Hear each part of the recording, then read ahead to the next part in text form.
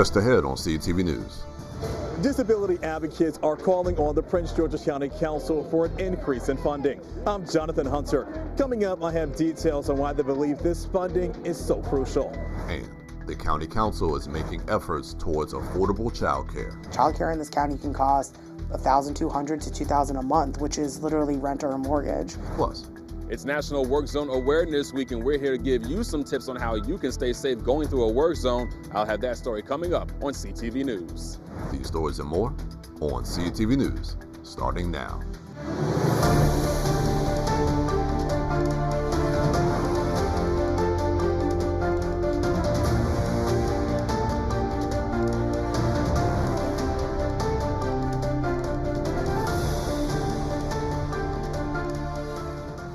Good evening, this is CTV News for April 21st.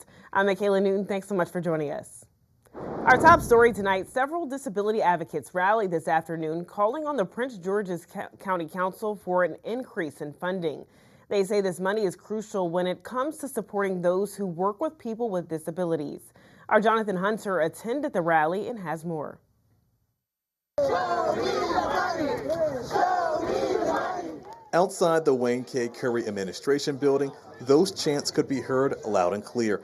Dozens rallied in unison to send a message to the county council. I am here today to advocate for support for myself and those with other disabilities, such as cerebral palsy, autism, and many other disabilities. Specifically, they're calling for the county council to increase the direct support professional supplemental grant from $4.6 to $6.9 million in the proposed fiscal year 2027 budget. Direct support professionals, also known as DSPs, work closely with those with disabilities every single day. They help them to navigate their communities, help them with their day-to-day living, help them on jobs, help them navigate relationships. They really are their partner in life. No justice, no peace. No justice, no peace. Robin Goldsmith is the Director of External Affairs at Ardmore Enterprises. She says the increase in funding would help DSPs deal with the rising cost of living, and adds if they don't receive that increase, it's only going to strain their workforce even more. We run the risk of losing staff. We run the risk of delivering less quality services to the people that we support.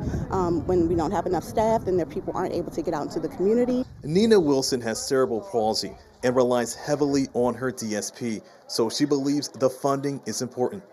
We need to respect them and give them the money they deserve because they deserve it. And we reached out to County Executive Aisha Braveboy for an interview. She was unavailable, but a spokesperson tells us the county executive does support the disability community. In Largo, I'm Jonathan Hunter reporting for CTV News. All right, Jonathan, thanks so much for that report. The advocates we spoke to say that they're optimistic the county council will listen to their concerns, and the final budget has to be approved by June 1st. And big moves today for families in the county. The county council passed major legislation aimed at fixing child care. The council is looking to enact 4 new laws and a resolution to boost child care access. Highlights include the Building Blocks Act, which creates a new grant program for facilities and a scholarship program specifically for families with infants and toddlers. The package also establishes a child care navigator to help parents find quality care and mandates new contract protections for families facing hardships. I support the chair in what she's trying to do in making sure our littlest 0 to 5 have support. Childcare is probably the biggest cost for a family outside of their mortgage and food. I think the reality comes to is just the budget and how much childcare is regulated by the state, right? You can't just take a room and put an adult in it and call it childcare. There's a lot more that goes into it to making sure little ones are safe. And I think the legislation that's up today has my support. And a new expert work group will also be formed to find long-term solutions for affordability across the county.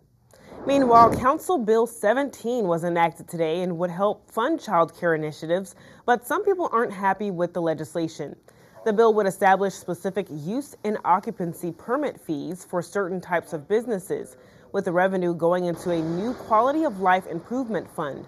While supporters see this as a vital tool for child care, some argue that $5,000 annual fee unfairly targets certain industries like liquor stores, pawn shops, and gun shops.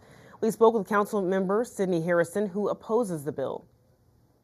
I spoke in committee as a whole that I was against this legislation, particularly because of the equal protection law under the 14th Amendment.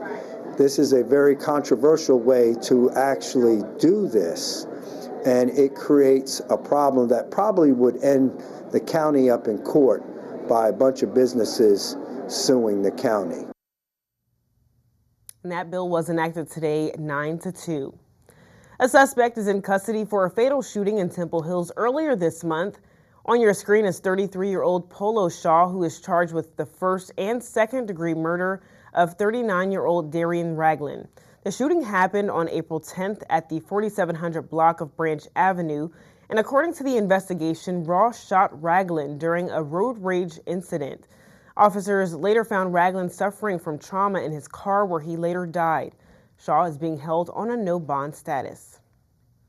And it's National Work Zone Awareness Week, and highway safety organizations came together urging drivers to slow down and stay alert. Our Brandon Williams has more from Upper Marlboro. Stay alert, see orange, pay attention, slow down, save lives. It's National Work Zone Awareness Week, a time to ensure drivers understand the seriousness of work zone crashes and fatalities. Last year, Maryland saw a 12% decrease in work zone crashes, but Secretary of Transportation Katie Thompson said it's still not enough. We've seen a significant downward trend, and we're excited about that improvement, but we still see a large number of people seriously injured and losing their lives, and that is not acceptable. Several highway safety officials doubled down on this year's theme, Safe Actions, Save Lives, amid the 220 work zone crashes that have happened in 2026 alone. Safety comes down to the choices drivers make behind the wheel, and that's each and every one of us. Slow down, stay alert, be the driver who makes the safe choice every time. Michael Higgins, the general manager of Concrete General, tells CTV that he's lost people in the 2023 deadly work zone crash, and it needs to stop being a problem. Pay attention when you're in our work zones.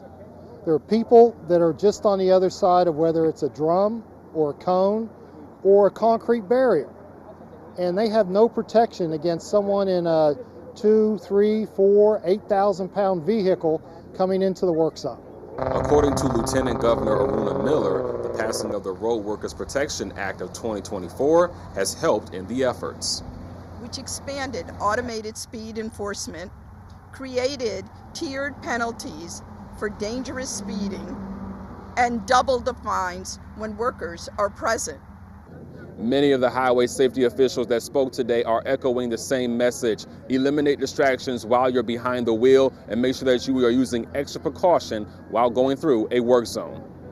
In Upper Marlboro, Brandon Williams, CTV News. All right, thanks, Brandon. National Work Zone Awareness Week lasts from April 20th to the 24th. But for resources on work zone safety, head over to roads.maryland.gov. And the Justice Department and the Maryland Department of the Environment have filed lawsuits against D.C. Water. This stems from the massive sewage spill from a ruptured pipe back in January. Now, this resulted in the Potomac River to become polluted. And according to the Maryland Attorney General's office, D.C. Water was aware that the Potomac interceptor showed signs of corrosion but failed to properly assess the risks. Back in 2024, D.C. Water CEO David Gaddis testified before the D.C. Council, saying the pipe was not at risk for imminent failure. And according to reports, Governor Westmore and his senior staff earned some of the highest salaries in Maryland government in 2025. The Moore administration defended tax hikes and spending cuts, but lawmakers have questioned Moore's fiscal spending during the 2026 legislative session. Some economists have warned that Maryland faces future structural deficits that could require more tax hikes or spending reductions. The Maryland Center on Economic Policy says senior staff salaries for the governor's office should be comparable to those of White House staffers. And you're watching CTV News. I'm Michaela Newton. Still to come. If you're looking for a place that has authentic Jamaican cuisine, well, this restaurant has just the dish for you. I'm Katara Jones. I'll tell you more about the restaurant and its participation in Bowie Restaurant Week coming up on CTV News. You gotta believe without seeing. You gotta keep going, keep breathing. When you face a day it feels like you're gonna break. You gotta believe without seeing. You gotta keep going, keep breathing. When you face a day that feels like you're gonna break. So lean on the ones that love you, the guardian angels above you, and think about when peace just another color. Ooh, just another color. Just another color.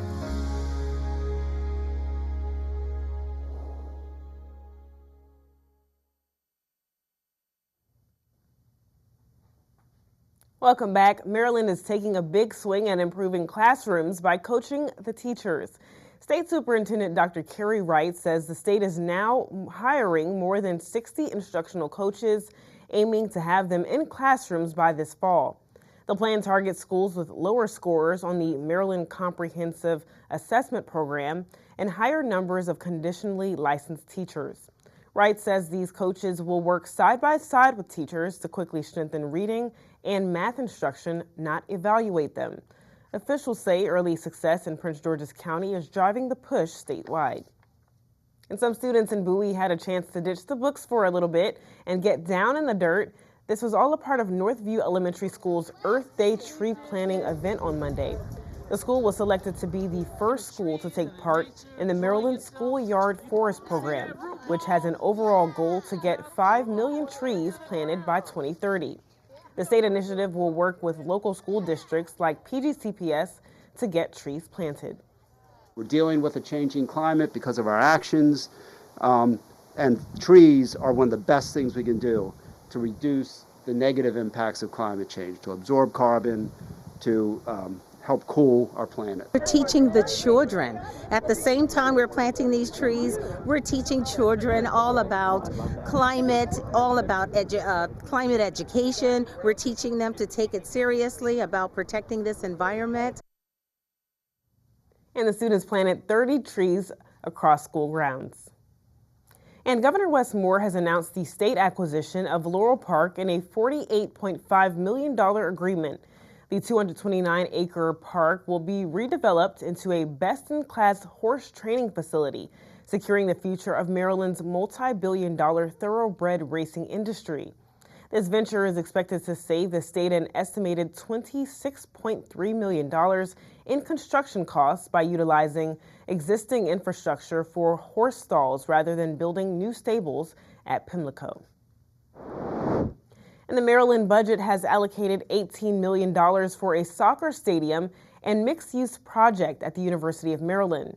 The funding is likely earmarked for a replacement of Ludwig Field, the home of the Terrapins men's and women's soccer teams and track and field programs since 1995. In 2020, the university unveiled plans for a new soccer stadium that included premium seating, general admission bleachers, and upgraded player facilities. The legislature expects the development to receive private sector investment of at least $40 million in project costs.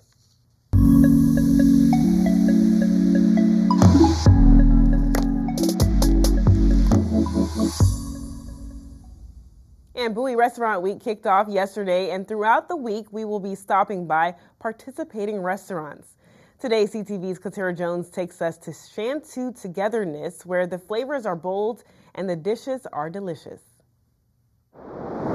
This week is Bowie Restaurant Week, and I'm inside Shantou Togetherness, one of the many restaurants that are participating in Bowie Restaurant Week.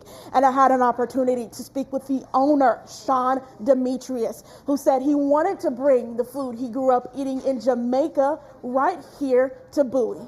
I've been in the kitchen with my mom back in Jamaica all the time. I spent a lot of time in the kitchen with her. Sean Demetrius's journey to owning his own restaurant is a unique story. In 2022, he received a prostate cancer diagnosis that changed his life. He decided to leave his job in the environmental sector and open his own restaurant serving Jamaican cuisine. Sean went all in and even went to culinary school. Cooking is always in our blood. But, you know, to open a restaurant, you had to go back to culinary school, which I did. Not really to learn how to cook Jamaican food, but to present it to an international audience where you could combine your flavors and, you know, pair it with something else out there that, you know, the food would resonate with people. Sean has thankfully been cancer-free since 2023 and officially opened the doors of Shantou Togetherness in June of 2024. He says people just really enjoy the boldness of Jamaican cuisine. Right here, we dial the spice you want. Everything is cooked by default mild, but we do have the Scotch bonnet, we do have the habanero. We do have the pepper. One of the servers will come and say, Sean, table 8 needs to speak with you. And I go and they said, man, and they're wiping their hands. I just got to talk to the chef, man. This food is real. That's the kind of thing that you wake up to see every day and you look forward for it. For more information on the restaurants that are participating in Bowie Restaurant Week, visit cityofbowie.org. Katera Jones, CTV News. Cheers, everybody. That food looks so good. For more details on the restaurant, visit the website right there on your screen and tune in tomorrow as we visit the famous grilling and catering company on wheels, the Word of Mouth food truck. All right, still to come on CTV News, researchers are constantly learning how women's body change as we age. After the break, Dr. Stephanie Hack returns to CTV to discuss the newest guidelines for postmenopausal bleeding. We'll be right back. We are women first, but women with disabilities last. During a military exercise, we crashed and I broke my neck. When I was in the Air Force, an accident changed my life. I couldn't have imagined the injustices I would face. Every day, women like me go to the doctor for annual checkups for conditions like breast cancer. Early detection saved my life. But women with disabilities face a cruel reality: inaccessible medical facilities and equipment. In the 25 years since my injury, I have not seen a gynecologist. There's not one accessible OBGYN in my community. I found lumps in my breast. I went to a doctor's office I was told was accessible, but when I got there, I couldn't get through the front door. I don't know where I'd be today without access to testing. Our veterans deserve better. Help PVA fight for access at pva.org. If words were enough, I would help you bear your burden. I would watch each child of yours grow strong and true. Teach them to read and to write and to sing, so that their voices be forgotten nevermore. If words were enough, I would sate your hunger, and you would know you are my sister, my brother, my child. If words were enough. It's so hard to predict a sick kid who just keep getting sicker, but we needed to be together as a family. My family is my entire life. My family means the world to me. When we're together and we have support from Ronald McDonald House, we can be a little stronger. They provide food and a place to rest your head, and they will help you through every step. That's what gets you through every day when you don't know how else you're gonna make it. It makes you feel like you're not alone. Welcome back. Once a woman, usually is in her 40s or 50s, has gone an entire year without menstrual periods, she has entered menopause. However, during menopause, bleeding can be a warning sign. The American College of Obstetricians and Gynecologists just created new guidelines regarding postmenopausal bleeding, or PMB. And joining us today to discuss this topic is Dr. Stephanie Hack. Dr. Hack, thanks so much for joining us. Thanks for having me. So it seems like I'm always learning new things about everything regarding a woman's body, obviously, but what exactly is postmenopause? I knew that there was menopause, but I didn't know anything about postmenopause. Thank you for asking that, because if you have that question, that means a lot of people have the same question. So you have the period when you first get your period and everything leading up to perimenopause. That's all considered being premenopausal or premenopause. Then you have perimenopause, which is around the time that the ovaries begin quietly shutting down.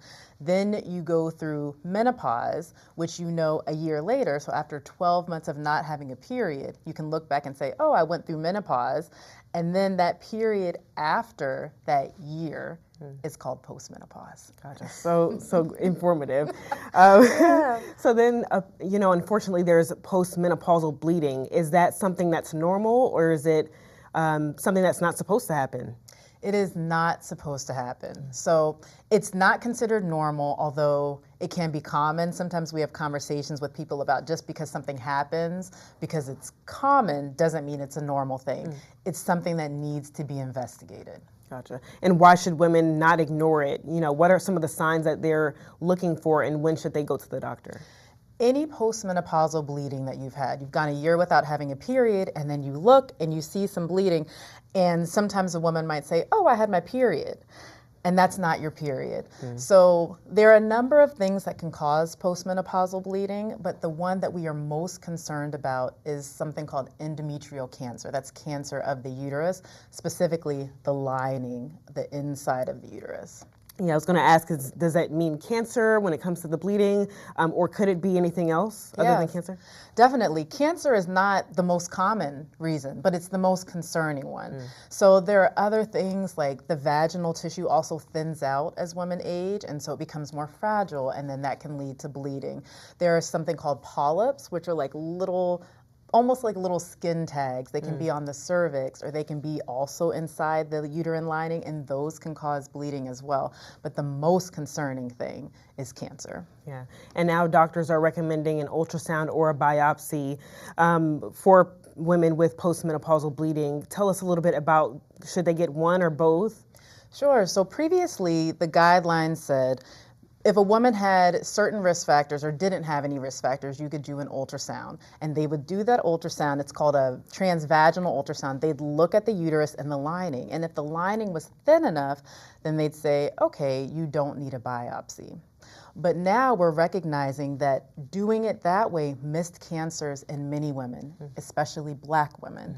And so if women have other risk factors in addition to that bleeding, and it's more than their first time, for example, or even if it is their first time, but they have these other risk factors, like being Black, that a biopsy should also be done. So what should they expect during that first appointment? The very first thing, and one thing I always talk about on my podcast and in my work, is a discussion. You should expect someone to thoroughly explain to you what it is that they're concerned about, what they need to do to diagnose it, and then what those next steps would be.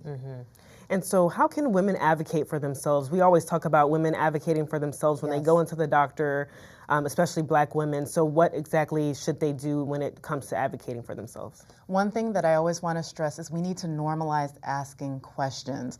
Typically, when you have an appointment, the doctor will say, do you have any questions? The answer should always be yes, because it's most likely they've shared something that maybe you don't understand.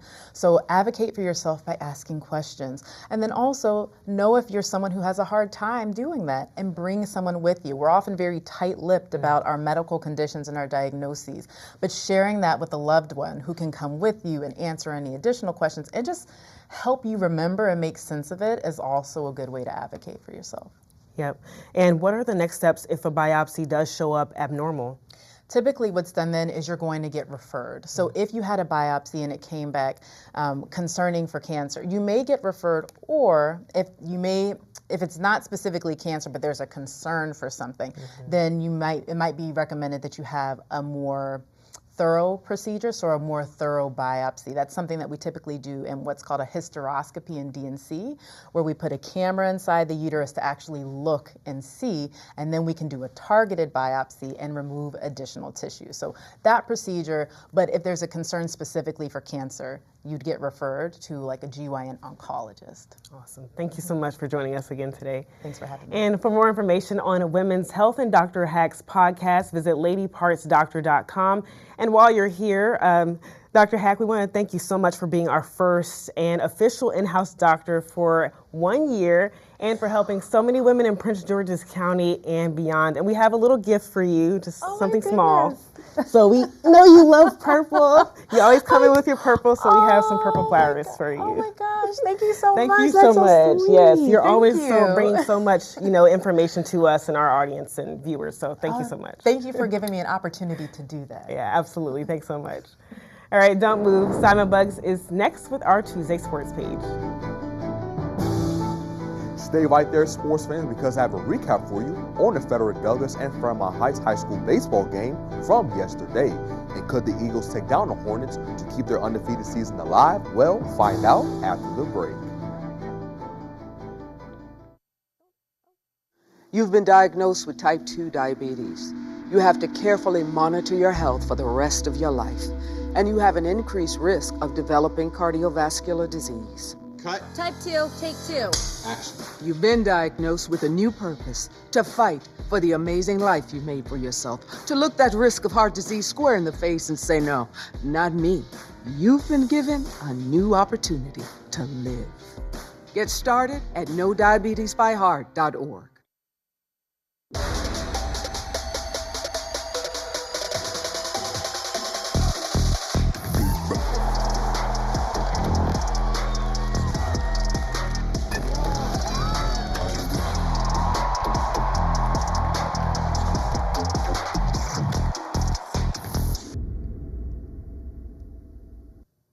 Hey there, sports fans. Let's get right into your Tuesday sports page. Now, first up, the Frederick Douglass and Fairmont Heights high school baseball squads battled it out yesterday. Now, the Eagles got off to a red-hot start, as by the top of the third inning, the team was already up 12-1 on the Hornets, and Frederick Douglass kept pouring it on with one run after another, making it tough for the Hornets to overcome the deficit. But despite being down, Fairmont Heights did have some good moments in the game, like after this error by Douglas, shortstop Jamarian Cole turning on the Jets and getting back to home plate for the score. But in the end, more winning plays from the Eagles, like this big hit for the 2-run RBI by Merrill Lloyd, helped crush Fairmont Heights by a score of 25-5 to remain undefeated on the season. The Eagles will take the diamond next versus Largo at 4:30, while the Hornets get back in the win column against Oxon Hill tomorrow at 4:30 as well. And sticking with news from the Diamond, Bowie shut out Laurel 10-0 to move to 11-3 on the season. Duval got blown up by Eleanor Roosevelt 18-1. Parkdale sent Wise back to their school with an L, winning the ball game 22-4, and there was even more high school action on the lacrosse side as well. Beginning with the girls, Parkdale grabbed their sixth win of the season after beating Suitland 11-2.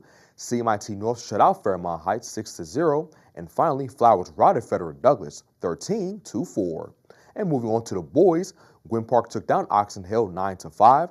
Parkdale beat Suitland by a score of 13-4, and lastly, Eleanor Roosevelt cruised to a 22-0 victory over Duval. And in college hoops news, the UMD men's basketball team has landed a sharpshooter and guard Michael McNair Jr. as he signed with the team via the transfer portal. The former Boston University guard shot lights out from three-point range this past season, making 44% of them, and his three-point percentage was ranked in the top 5 of any player in the country last season. Excited to see McNair bring that floor spacing ability to College Park.